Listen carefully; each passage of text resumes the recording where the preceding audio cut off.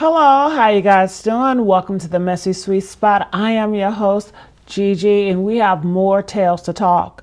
Wendy Williams, did you guys all forget? She warned us about Diddy and Jay Z. She was the first one that warned us before Jaguar Wright.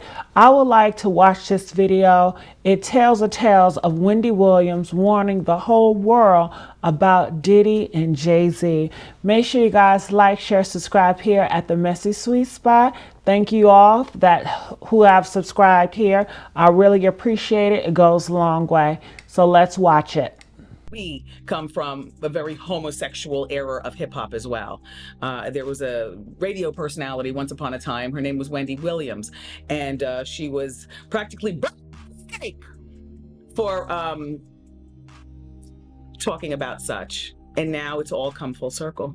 There were many situations, none of which to talk about, but there were many situations back in the day in my career, and it's all coming full circle now. So, well, if there's one thing Wendy Watchers are missing, it has got to be Wendy Williams' perspective on everything that has happened to Diddy. Right now, she'd be in her chair going something like, clap if you are shocked. But didn't she try to warn us, though, about people like Diddy and Jay Z? It's quite honestly, I think that this is the kind of couple that will stay together because it's good for business and because they don't want to disappoint us. They reportedly are trying to figure out a way to split without divorcing. In other words, a hood divorce. Beyonce's true age, check. Well, what is her true age? Miss Wendy Williams may be owed a big apology because she got the most backlash for talking about this. And we are going to be breaking down everything she said. What's the tea? well, spill it. Here I go. For starters, back when Charlamagne the God was Wendy's radio co-host in 2009, Wendy invited former Bad Boy rapper Mark Curry on her show to talk about his book, Dancing with the Devil, How Puff Burned the Bad Boys of Hip Hop. The devil in this case was obviously Diddy. And during the interview, Mark said, "This is a man that has a shadow of things that follow him, and it will rain on you too. So it's really all about the dark cloud." He also said a few more things referencing Diddy, and one thing was clear throughout. Wendy agreed with everything he said. The other thing is that Wendy did have a lot to say about the relationship between Diddy and Cassie, mostly because she felt like there was a balance of power issue between Diddy and Cassie that was always in Diddy's favor and never in Cassie's. You know, my thing about when you date a mogul is that it's really difficult to avoid them because if you use your head, you never know when they're going to pop up on the scene. Like he's mogul, like he can hire a plane right now, zoom it to South Africa, land on the roof of the hotel where she's staying, okay? Pay people off the front desk, give me the key and let me up in her room. Like I'm already paranoid as a person. But to know that somebody could actually swoop down on me in the middle of nothing would scare the bejesus out of me.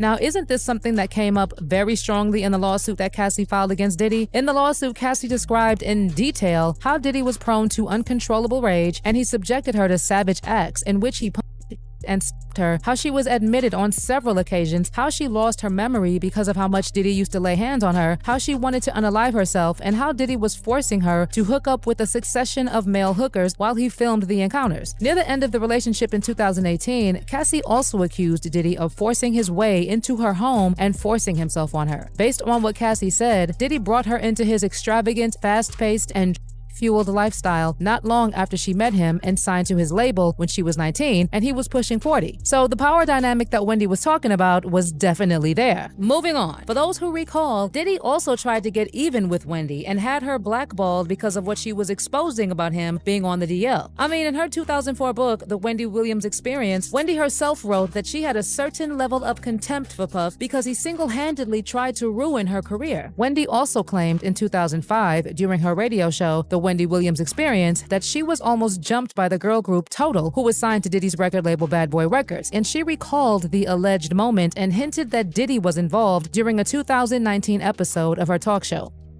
I'm wrapping up my headphones and I'm going downstairs. My new boyfriend at the time, the bad Kevin, he was picking me up.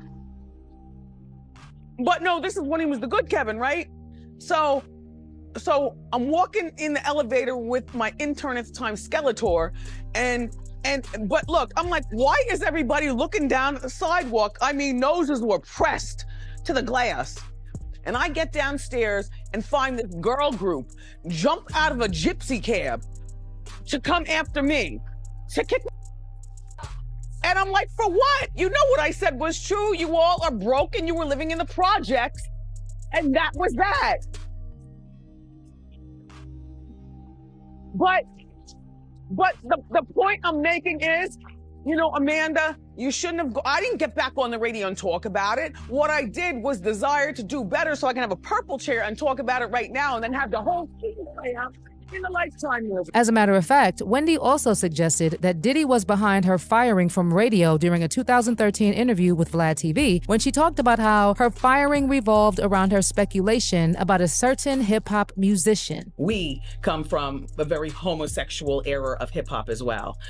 There was a radio personality once upon a time. Her name was Wendy Williams, and she was practically for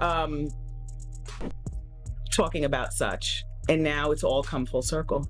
There were many situations, none of which to talk about, but there were many situations back in the day in my career, and it's all coming full circle now, so.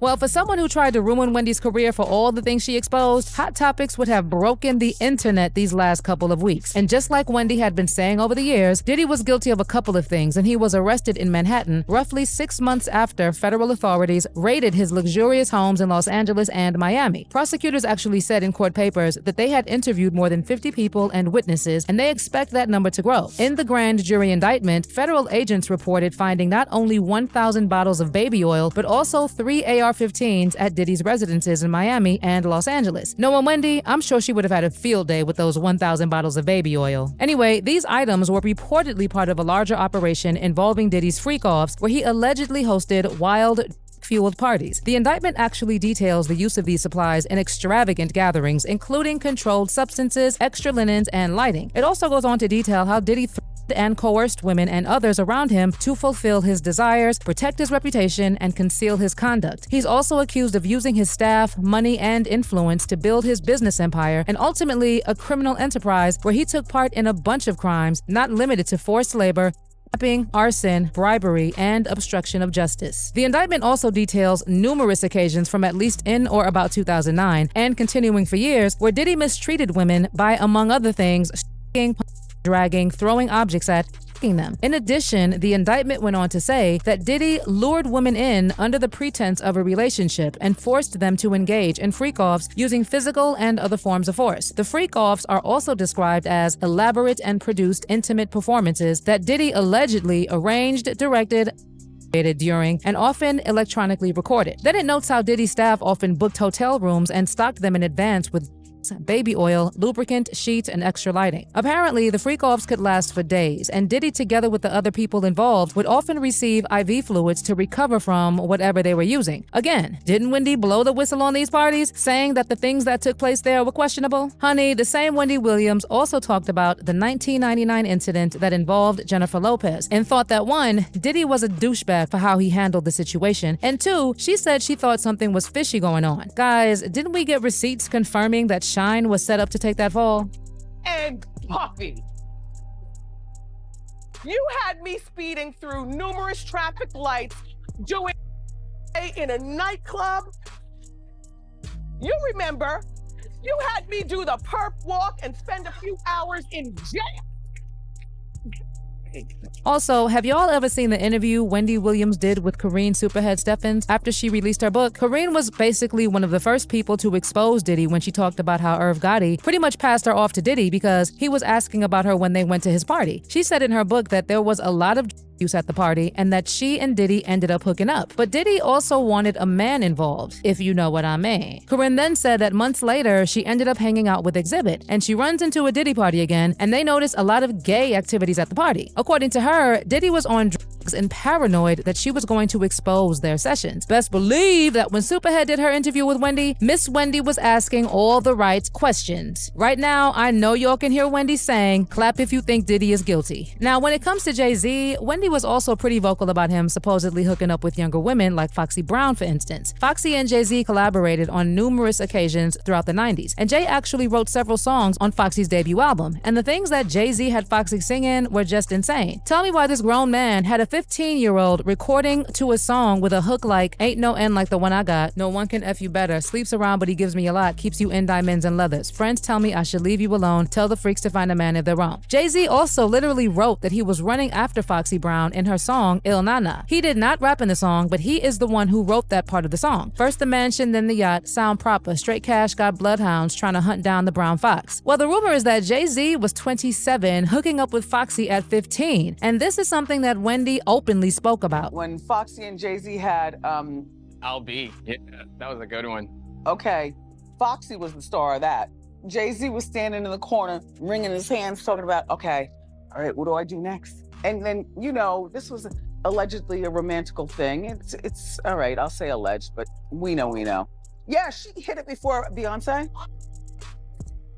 Allegedly. Other than that, there were also reports saying that Jay was also funding Foxy's shopping trips and paying for her hair and nail salon visits while she was still in high school. In fact, people who went to school with Foxy say that Jay Z used to pick her up when she went to school, and according to them, Biggie Smalls used to pick her up too, but they were legit friends. But everybody knew that her and Jay were together. So there's also this wild rumor that there's even tape out there of Jay and Foxy getting down and dirty with Jamie Foxx. And Jay Z made Foxy sign multiple gag orders after she, Jamie, and Jay engaged in a threesome. Coincidentally, not long after the incident, the tape was ironically stolen from her home. And other than the allegation that they engaged in a threesome, there were also rumors that Jay Z even gave Foxy an STD, allegedly. Wendy knew, guys. She knew. And it wasn't just Foxy Brown, by the way, because the streets have been saying that some of the things Diddy is being accused of, Jay Z has also participated in.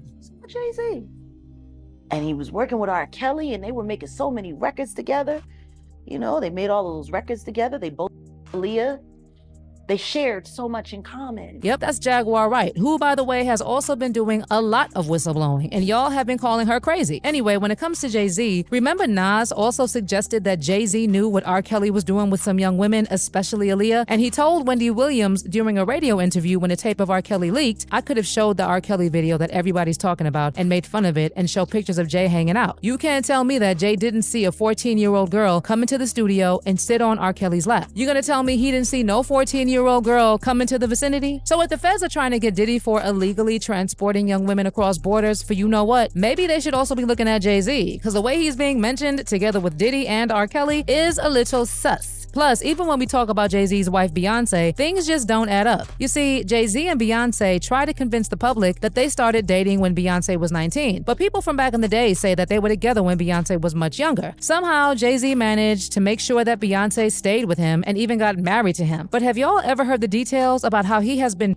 and controlling Beyonce for years? Allegedly. Baby, what Wendy Williams was trying to tell us was that all these people, Diddy, Jay-Z, R. Kelly, they are all the same. And just like she said, everything is coming full circle. R. Kelly and Diddy are already facing the consequences of their actions, and I can bet that it's only a matter of time for Jay-Z. And the skeletons will definitely come out. But what do you think, guys? Does Wendy deserve an apology for all the backlash she got for being a whistleblower? While at it, let me know how you think she would have reacted to Diddy's arrest.